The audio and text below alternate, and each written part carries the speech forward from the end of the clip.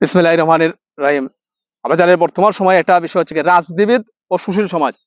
অনেক সুশীল সমাজরা কিন্তু রাজনীতিবিদদের সমালোচনা করেন, বিভিন্নভাবে সমালোচনা করেন যে রাজনীতিবিদরা কিছুই করেন নাই।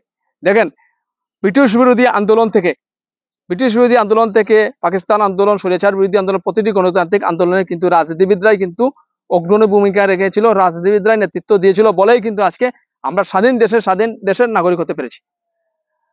মহান জাতির জন্য বঙ্গবন্ধু শেখ মুজিবুর রহমানের ঘনিষ্ঠ সহচর, বাংলাদেশ আওয়ামী লীগের সাবেক সফল সাধারণ সম্পাদক, জাতীয় নেতা আব্দুল জলিল, তিনি একটি কথা বলেছিলেন যে রাজনীতিবিদরা হয়তোবা এক দুইটা ভুল করতে পারে, কারণ মানুষ তো ভুলের ঊর্ধ্বে নাই, যে কোনো মানুষ তো ভুল করতে পারে, কিন্তু রাজনীতিবিদরা তো দেশের মানুষের জন্য কাজ করতে পারছে। সুশীল সমাজটা যারা সমালোচনা করে তারা দেশের জন্য, জাতির জন্য কি করেছেন?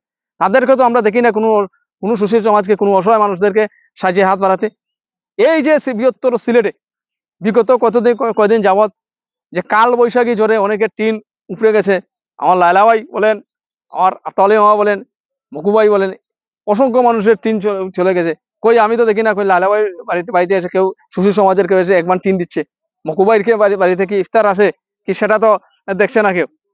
কিন্তু এই যে মানুষের যে কষ্ট, এই কষ্টটা তো লাভ করতে দেখি না। এই কষ্টটা লাভ করার জন্য কারো করে রাজনীতিবিদরা অন্তত কিছু পারুক আর না, অন্তত খোঁজখবরটা নিচ্ছে।